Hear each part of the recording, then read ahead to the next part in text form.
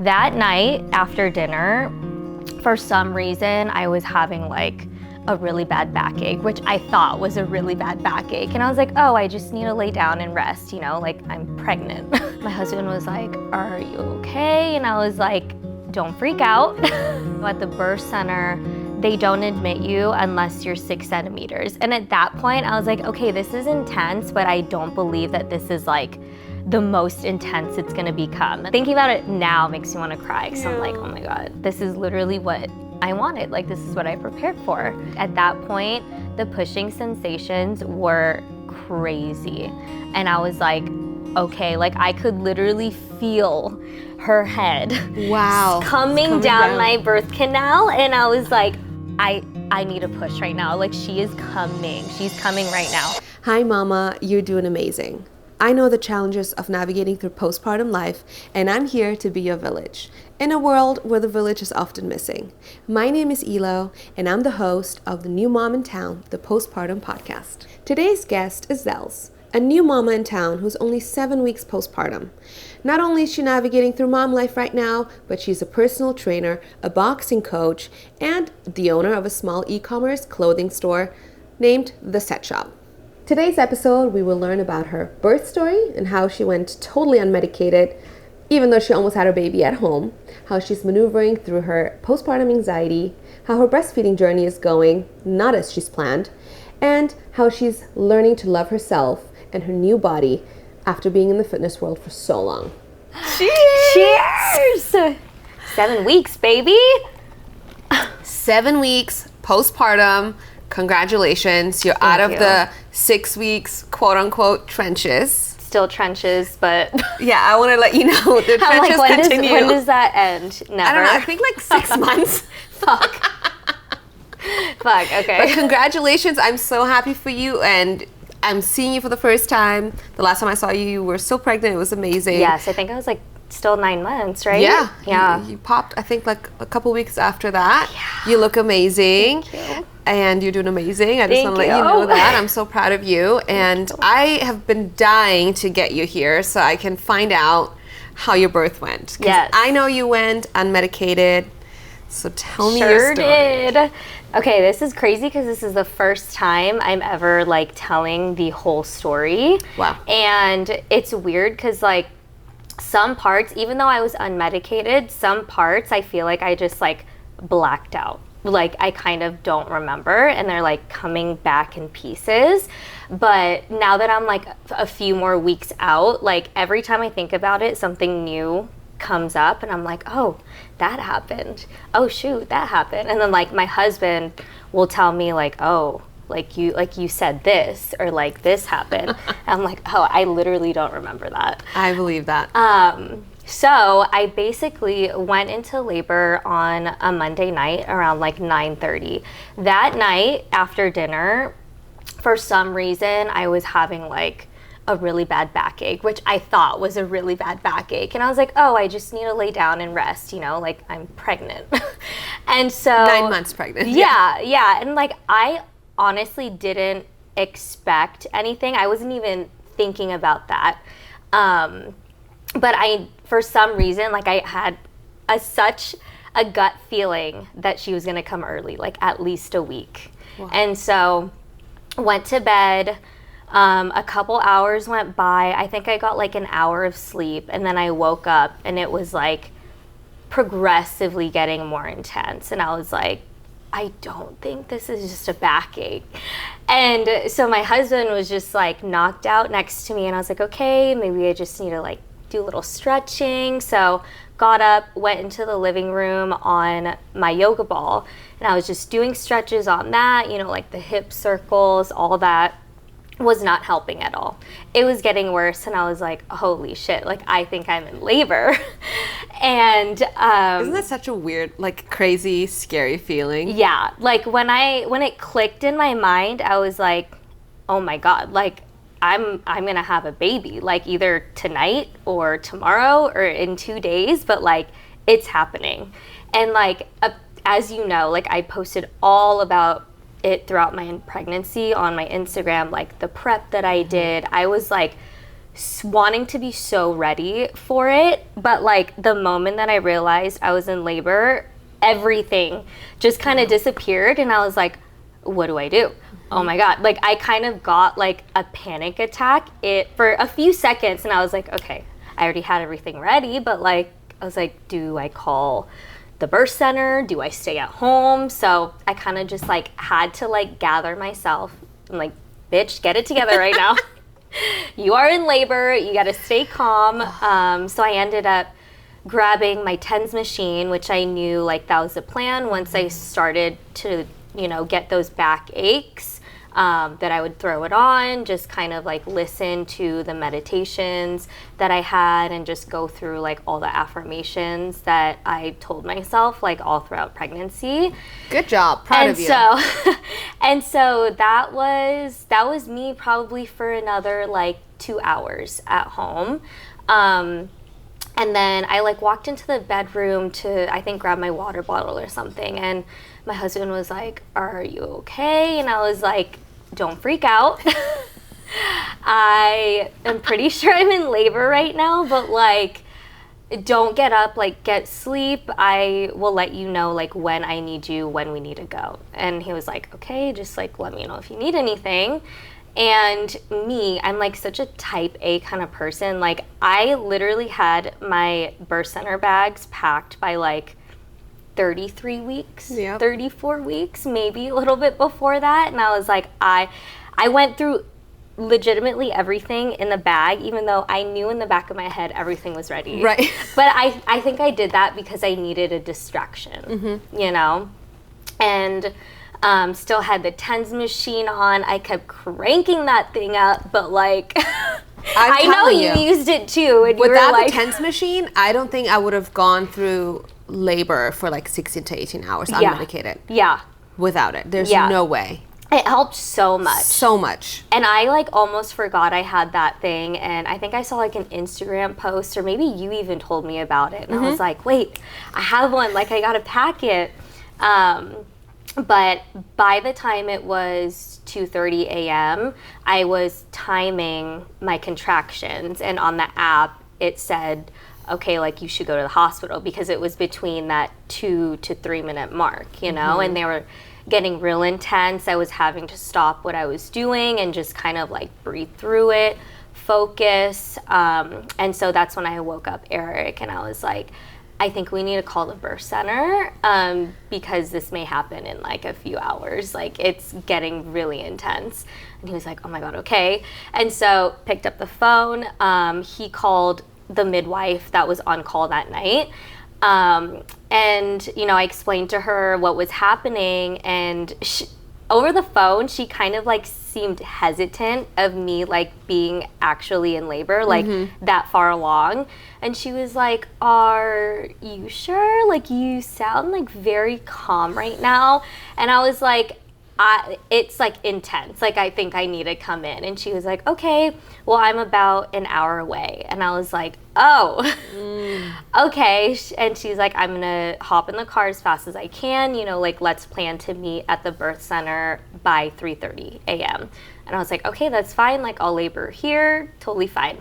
At that point in my head, I was like, this may progress faster than I think. And like, I might have a home birth. Right. And like, I voiced that to Eric and he was like, okay, like, no, it's fine. Like, just go through one contraction at a time. Like, once 3:30 comes, we'll be there. And like, luckily the birth center is like literally 2 minutes away from our house. That's good. So convenient.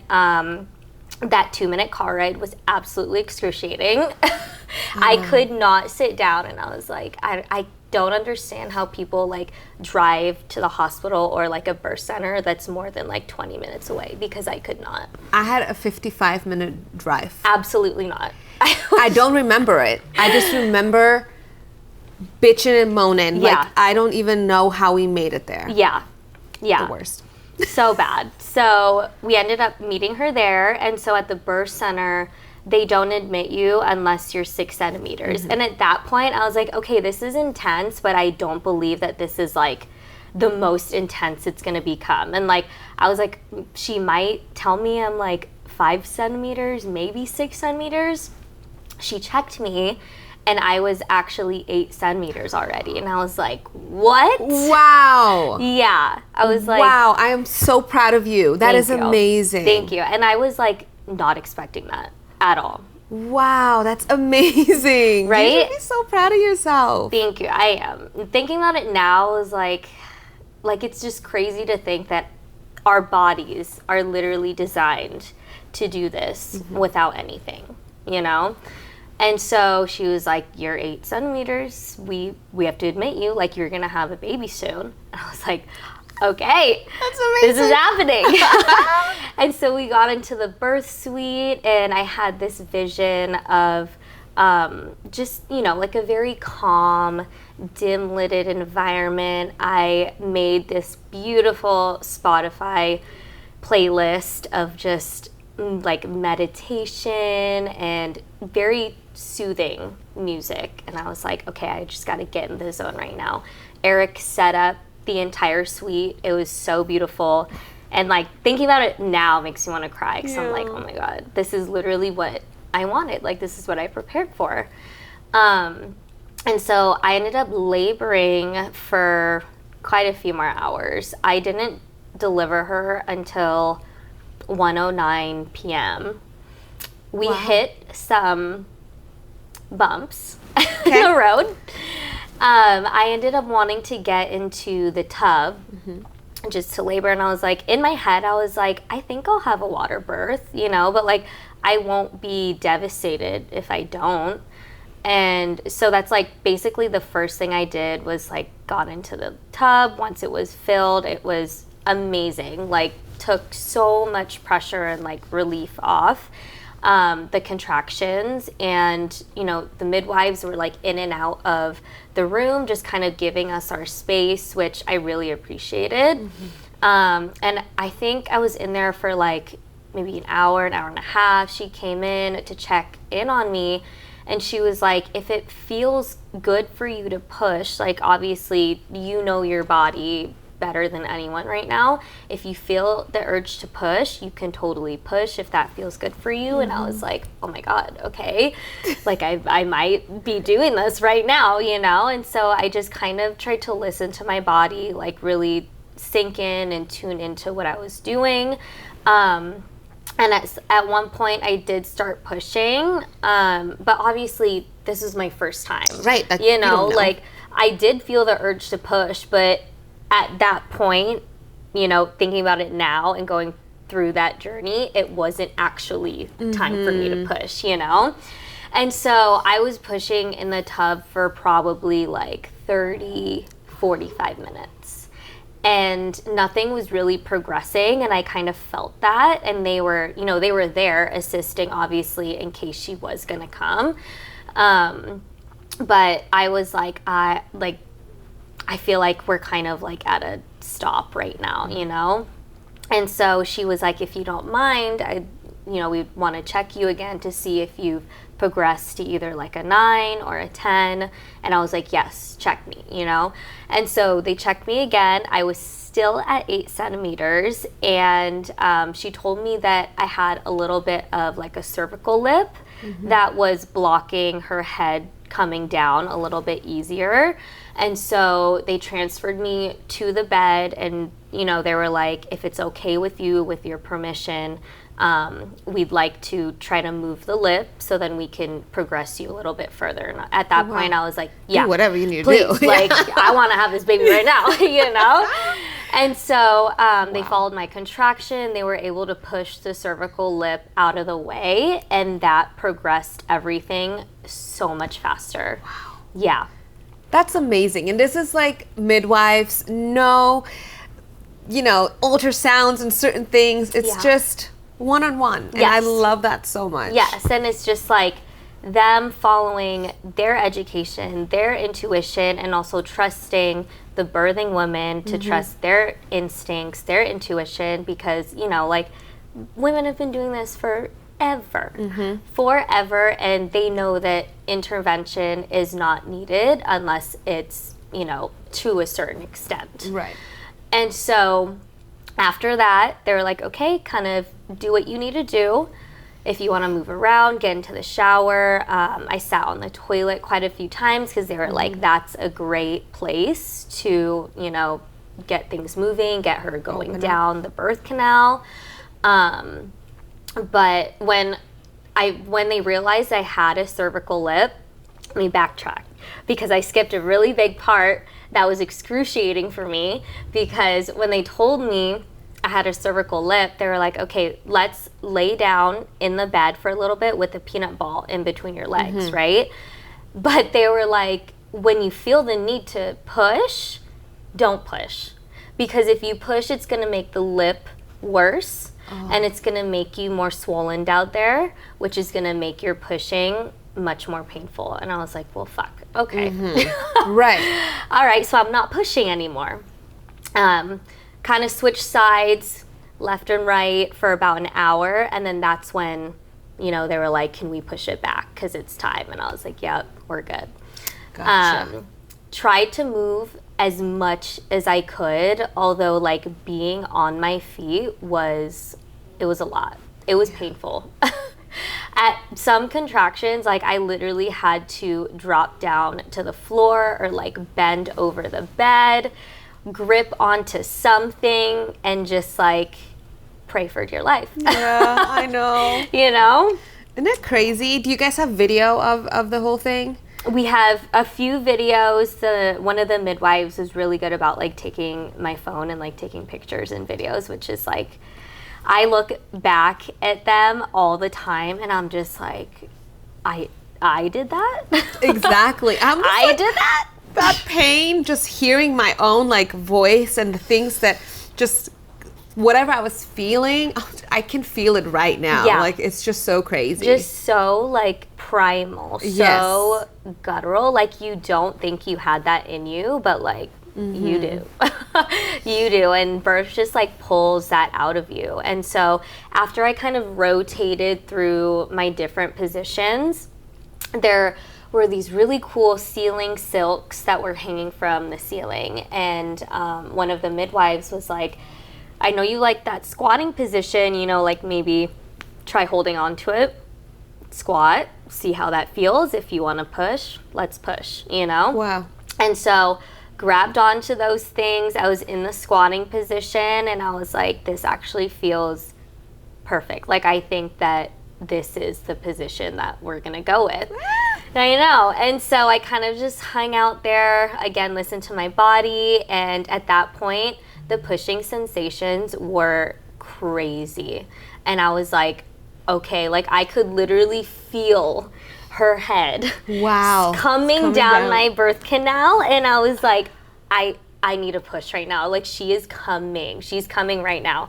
And so one of the midwives brought me a birth stool, and I ended up, so what I did was like, I was in a squatting position. As I was pushing, I was like holding myself up with the silks. And then in between, I like sat down, was resting. Eric was behind me, like getting me my coconut water, feeding me my water, like there little you go. snacks. Let's go, and I was hubby. like, yes, okay, this is what I need. And it was just like, I knew at that moment, I was like, I'm about to push her out right now. And so once I felt her crowning, I think it took about 3 pushes and she was out in like 3 minutes. Wow. Yeah.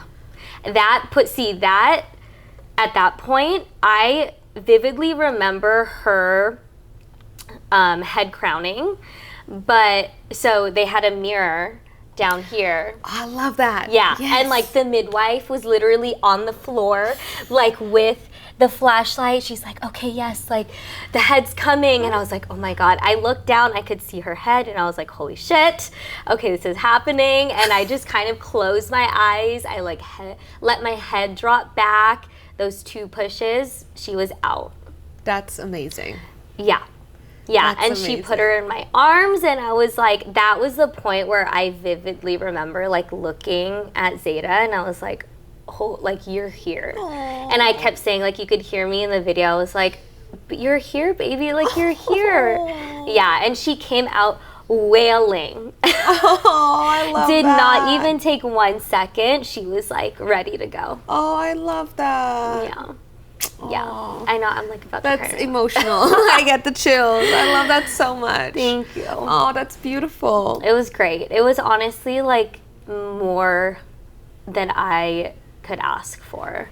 I obviously had that vision, but I didn't know like how it was actually going to play out, but I like wouldn't change anything. That's amazing. And I love that because you can have a vision and it can just not go that way. Right. There's a lot of us. Like Right. I had a vision, didn't go exactly as planned. Totally. And that's okay too, to any moms out there. Like don't, get discouraged. But your story is making me think about like, I want a VBAC. Maybe, Girl, do it. Like that Totally sounds amazing because that's so beautiful. I love that so much for you. Yeah. And it's like, I'm so transparent and so open about it, like on my social media, because like I know that there are women out there who want this kind of experience to have like a natural, unmedicated, like out of hospital, or you can do it in the hospital, like whatever is comfortable for, any woman out there. It's totally possible. It just takes some groundwork.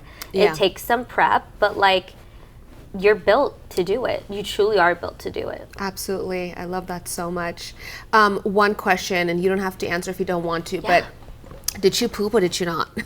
I didn't. Oh, amazing. Surprisingly, I did not. I was totally ready for that. And like, I had to mentally prepare. And like, Eric and I even took like a birth class before I gave birth, obviously. And the midwife that was leading it was like, husbands, just be aware, pooping during birth is totally normal. Like, don't freak out. It might happen and may not happen. But yeah, no, I didn't. I was ready for it, though. That's great. I was like, see, Eric, so it doesn't happen to everybody. That's totally fine. No, yeah. I was like, Eric, you better be ready to see that.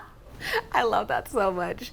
So now that you are 7 weeks postpartum after that amazing birth story that you just had, what do you feel like do you feel because you had such a positive birth story, did you think you were going to be just on this like positive vibe throughout postpartum? You know what I mean? Yeah, that's totally what I thought. But like, I try not to set my postpartum expectations super high for myself, just because, you get off your birth with literally a birth high. Like, you have this new baby and you're bonding with them. You have so much love that just like filled you even more than that you were before, And it's like such a different kind of love that you've never felt before. But obviously, there are areas of postpartum that not a lot of moms want to be open about, which is okay. Like, it's hard. It's hard to talk about postpartum. It's hard to like be so open about something that you think may not be relatable to other moms, but like in reality, so many moms are going through the same thing, Absolutely. Obviously, I hoped that my postpartum would be this beautiful journey, a little bit easier, like, especially mentally. I was like, oh, like, I had this great experience. I encapsulated my placenta, and I was like, that's just gonna, regulate my chemicals in my body again. But I still suffered from postpartum anxiety and postpartum depression, which, was also linked to my breastfeeding challenges and, my low milk supply challenges, which we can get into that a little bit more too. But like, that was something that I didn't even think about, Yeah. I mean, technically, all of us, as a first-time mom, and I've spoken to other moms and to you as well, I thought, oh my gosh, I have to get a deep freezer in the garage because I'm about to have so much milk and pump and have this and that. And I'm over here like, I need a deep freezer of donated breast milk because Right. it's not for me, it's not mine, you know. Right. So we do have this like vision, or because that's like the norm, but nobody's talking about the whole undersupplying, and that's okay if you undersupplier and things to do about it. I feel like we learned about it during the trenches, and that's, I feel like, a little wrong. I wish we knew, and there was classes to tell us about way before. Absolutely. Like in childbirth class, they should talk about, in case you don't make enough breast milk, X, Y, and Z. Totally. I'm gonna tell them that. Right? I'm I'm like, gonna implement that. this needs to be in the outline, because I totally agree. Like, going into postpartum, I was like, oh, this is natural. Like, women breastfeed, you know? Like, that's just how our bodies are built. And when I realized, so like week 1, obviously the first few days is just colostrum. It's not fatty, it's just for their immune system solely. And then it goes into your regular milk. And the first week she was gaining weight totally fine. She was like already back to her birth weight by the end of the first week, which is like that, you know, on paper is on track, is Right. good. But then week 2, we went to the midwives for an appointment, you know, check up for me, check up for her, and she stopped gaining weight. And, you know, the midwife had to tell us something that I did not want to hear. And, you know, basically saying like, either she's not pulling the milk efficiently from you, or you're not producing enough. And at that point, I wasn't pumping. I was solely breastfeeding. And like, how was I supposed to know? Right. You know? You wouldn't. Right. And so she was like, my suggestion is, you know, like when you get home, try pumping either before a feed or after a feed, and then see how much milk you pump, and that'll kind of give you an idea of whether you're producing enough, if you're not. And I was like, okay, you know. And she goes, as of right now, like she should be at, I forget what kind of like pounds she should be, but she wasn't. She was still underweight. And she was like, you kind of need to be proactive about it now, like either donated milk or supplement with formula, but you got to do what you got to do. Like, your baby needs to grow, like she needs the nutrients. And that was like devastating 100%. devastating for me and my husband. You know, like we had this idea that I was gonna breastfeed her and it was just gonna be great, and like once I was ready I would start pumping. So, you know, like Eric could help bottle feed her at some times, and it was hard. It was a hard pill to swallow. 100%. And you know, not to mention, like, it makes me want to cry because I've been there, but it's also like in the middle of all of that, you're also haven't slept. You are caring for this new human that's only 2 weeks old, and you want to give him the best that you can. And as a mom, I feel it's very hard, especially to swallow that pill, because now you think that you're not enough for your child. Totally. And I hate to say, like, I hate that we feel that way, but now that I'm, 7 months postpartum, I would love to tell you, and I told you this as well because we did talk about it, and any other mom, you're doing your best. And you can try and continue to, supplement, of course, supplement so your baby can feed, but also add things to your own routine to help with the breast production. Right. But if it doesn't happen, it doesn't happen, and it's okay, because you are trying and doing your best, and God knows that. Like, I was always like, God is my witness. I'm really trying my hardest. Yes. And like, I feel like it for me, it was so deep seated to the point where I was like, my primal brain literally was like, if way back then, when there was no such thing as formula, no such thing as donated breast milk, my mind, it was like triggering for me, because I was like, back then your baby would, like, Zeta would not survive because I'm not producing breast milk for her, like a biological thing that is supposed to happen after you have a baby is like not happening for me. And it was just heartbreaking. It was, yeah. It's still such a sensitive and touchy subject for me because I'm still going through that, Oh, you know? 100%, honey. You are 7 weeks, baby. Yeah. You're 7 weeks. And so I reached out to you, obviously, because I knew that you did go through the same thing, and same as you, I tried all the things, hydrating, adding the oats to, you know, your meals, and God, what else? Like all the supplements. Oh my gosh. I did under the sun. Everything. Literally. Somebody said Oreos. You know, like I did was not hear that eating one. Oreos and Yeah. beer. Yeah. Girl, I was drinking non-alcoholic beer, and then I was like, just give me the alcoholic beer. Maybe Right. that'll help it. I don't know. Right. Did it all. Get a little buzz while you're at it. But yeah, I still am trying everything I can, you know, like I'm seeing a little bit of increase here and there, but One thing that I do want to tell you, and to any other mom out there, what I was hearing, and I kind of felt that as well, was that by 4 months it kind of regulated.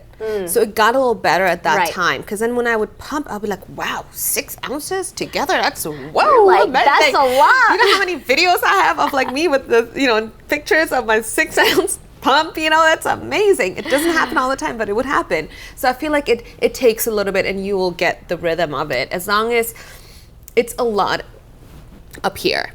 Same with birth. It's a lot up here. Same with your milk supply. So just like giving yourself grace. I know it's hard, easier said than done, but you know, I'm just saying. Yeah. You got to do what you got to do. Yeah. And like you know, I'm still trying to come to terms with it, but obviously like I'm doing the best I can for first my mental health, and obviously for Zeta too, because now she's fed, she's gaining weight, she's happy, like she's meeting those milestones. So I'm like, I try not to beat myself up when I'm pumping and it's only like 1.5 ounces. And I'm like, you know what? This is enough for her.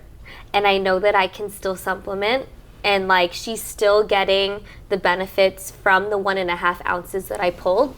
Exactly. And that's what it is. At least she's still getting your breast milk. You know what I Yes. mean? Like that's kind of like what got me going as well. I'm like, okay, even though I have donated breast milk and, you know, I started combo feeding with formula, at least I'm still giving my pumped milk as well. And that's a lot. That's already a lot, because and not to shame any other mom out there. If this happens to you and you feel like you don't want to go through this anymore because it's mentally draining and physically, that's totally fine too, you know. But I just, you know, for you, for example, you keep going, and that's it's a whole different path that you're going through, and it's also a struggle. So congratulations, and you really good job on doing that. Thank you. It's definitely work. It's hard work. It's like literally labor. You're working overtime 24/7 to pump these nutrients out for your child for no pay. Yeah, for no pay. Just you get Just paid for in some love. weight. You get paid in love. Yeah, absolutely. But yeah, you know, like right now I'm still triple feeding, so breastfeeding, pumping, and then supplementing with formula if she's, you know, not satiated after that milk. do And what I'm you gotta like, do. that's okay.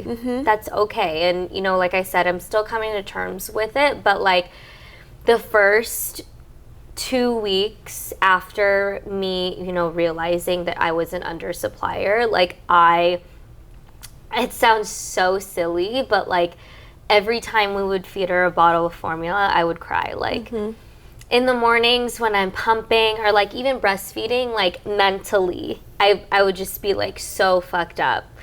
And like knowing that she's not pulling enough, like in my head I was like, what am I even doing this for? Like she's not getting enough right now. But like it really was for me for comfort, and also for her for comfort, you know. Of course.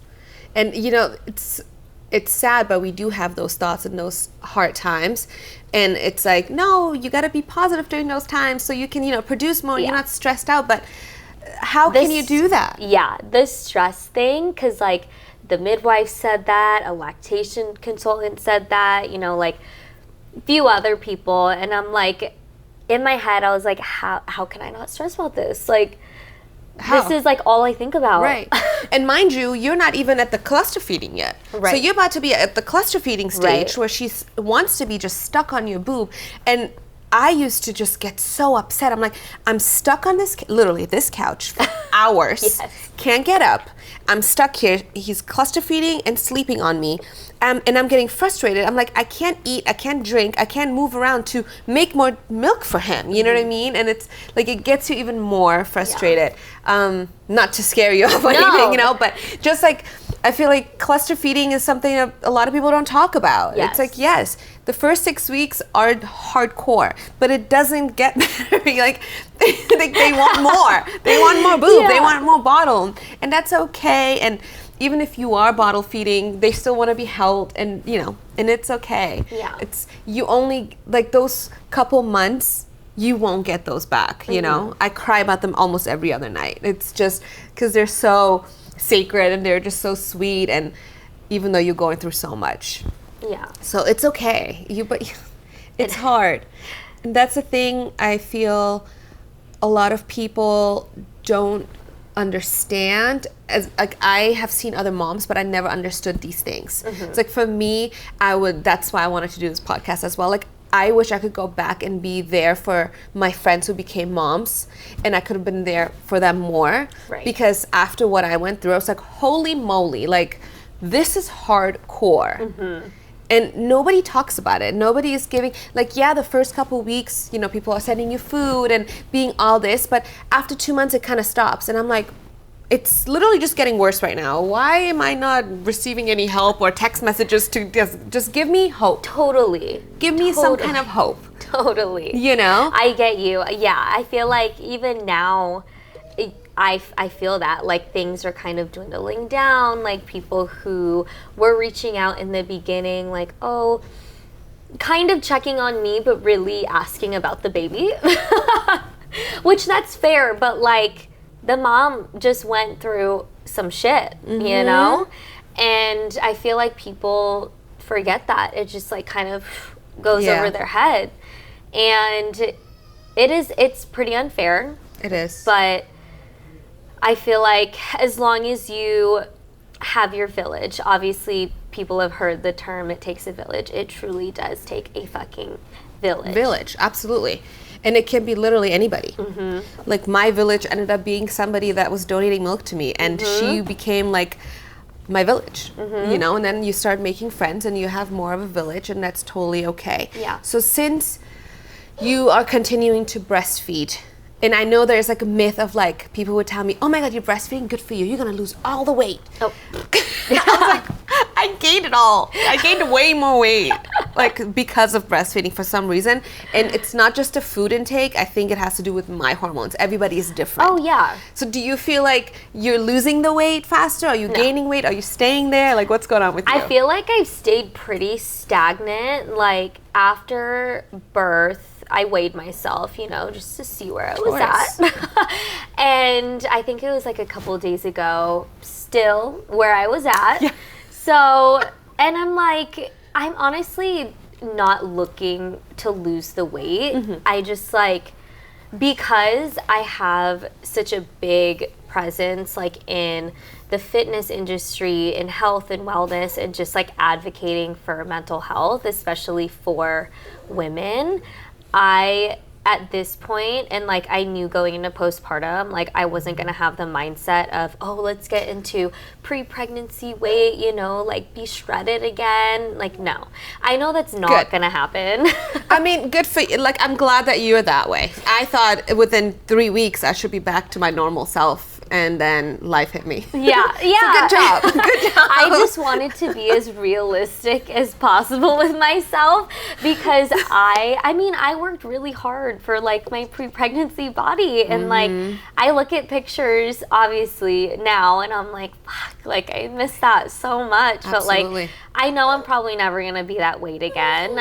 Obviously I can gain muscle, obviously we can get lean and toned again, but it's not gonna happen like 3, 4, 5, 6 weeks after. No. Like, no.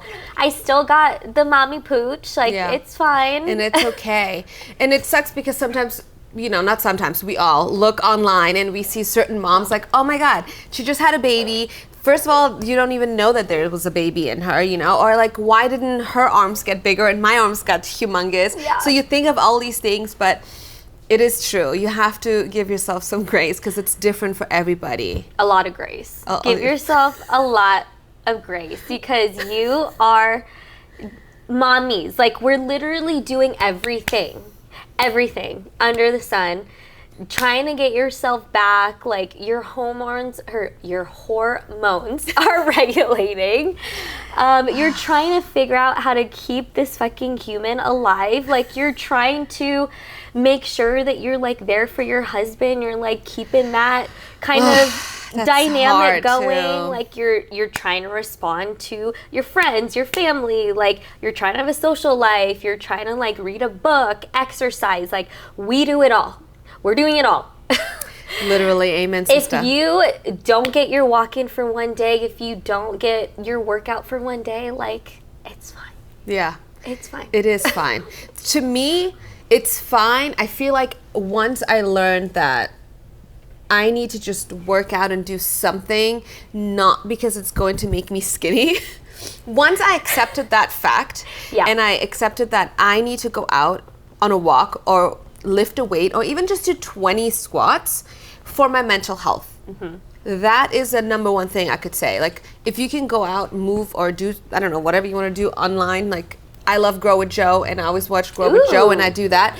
Whatever you can do it for your mental health, I think, is more important than your physical aspect. Yes. I think once you put the mental health aspect above your appearance, like, you come to so much peace with yourself. And I feel like that is what's helped me so much in postpartum. Like you said, even if I can get 5 minutes to myself, 10 minutes to myself, if I can do some breathing exercises in bed, on the couch, like, it's something. Even if you think it's like the littlest thing, it is something, and it's improving your mental health more than you know. So, like, stop beating yourself up if you're not getting that 1 hour workout that's super intense with those heavy weights and HIIT. Sweat. Yeah, no. Good. You're good. I remember I would tell you, and I love to tell new moms, try to get a shower in every day. Even if you don't want to, don't need to, you're like, I love this filth, it's okay. Just do it, because that would give me my me time for like 7 to 9 minutes. And I will always forever be grateful to my husband for letting me do that in peace, but it literally, either you cried out there or you're just like relaxing in there. But I think it's so important to have a shower a day no matter what. 100%. 100%. I feel like the shower has become like a haven. You're like in there and you're like, oh my God, like, this is me time. I can think about whatever I want. I don't have to tend to the baby for X amount of time. Like, I can think through whatever I need to think through. I can have a whole crying session the entire time if I need to. And it feels so, and it's like you can't even tell because the water is washing it away. So you're like, this is great. I'm not crying. This is so true. This is so true. It's amazing. And I feel like in the water, it's also cool because it kind of like shows you that just like it's washing away whatever you're feeling. It's kind of washing away. It'll get better. And it's normal to cry, honestly. Yeah. I cried for, I think, every day, probably for 8 weeks. After that, it kind of calmed down, and it would be like here and there. Yeah. But your hormones change, and it's different for everybody else. But what would you, now that you're 7 weeks postpartum, what would you tell your 2 weeks postpartum self? Oh my goodness. 2 weeks. Man, I feel like I totally blacked out those like 2-3 weeks. I'm not even joking. Some days I don't remember, and I took little videos like here and there just so I could look back and like see what the trenches looked like. It was rough. It was rough, but I would definitely tell myself, like, be patient, be gentle, and just every day wake up and like tell yourself one thing that you love about this new life, or like one thing you love about yourself right now, or one thing that you loved about your birth experience, or something that your husband said to you or a family member, like holding on to that. Yeah, that's mom life right there. That's mom life right there. Something just like positive to hold on to, because it's a lot mental. It's a lot mental. So that is beautiful, because that can kind of also go to my next question I always love to ask moms. But what is a tip that you would give new parents or mom to be or parents to be, that you would say would be like the number one thing you'd always want to tell somebody? Communicate with your village, especially your partner, your husband, or if you have other people helping you take care of the baby and like take care of yourself, like clearly communicate like what you need, what baby needs, what boundaries you have. Yeah, things like that. Because I feel like early on in postpartum, I wish I kind of like set boundaries with certain people that I didn't. And not that I regret it, but it just makes me feel some type of way now, you know? And like set those boundaries. It doesn't matter if it's your best friend. It doesn't matter if it's your mom or like your in-laws, you know? Like that's your baby. You're mama bear. If you don't want them to do something, tell them. If you need something specific from them, tell them, because 9 out of 10 times they're going to be a-okay with it and want to help you as much as they possibly can. I love that, and that's very, very true.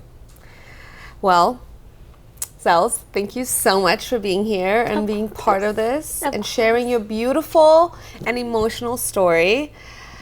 I wish you the best, and I can't wait to meet baby Zeta. And hopefully we'll have you back in a year and see how you're doing then. Yeah. Hopefully then I'll bring her here and she can be like part of the podcast with there baby Zeta. I love that. But thank you. This was fun. My very first time like actually talking through my birth story, which was like I really appreciate that. Very surreal. So thank you for giving me the space, also giving other moms the space to like talk through what they're going through, because a lot of moms don't want to talk about postpartum like with their husbands or their family members. Like they want to talk to people who are going to relate to them. So I feel like you doing this and making a community and a space is so beautiful, and I can't wait to watch it grow. Thank you. Me too. Cheers to that. Cheers to that. Thank you so much for joining me today and being part of this conversation. If you found this episode helpful or inspiring, please give it a thumbs up and leave a comment down below. Your support truly helps other mamas find us. And of course, if you haven't already, hit that subscribe button and become part of our village so you never miss a new episode. We're all in this together. Until next time, mamas, take care and bye for now.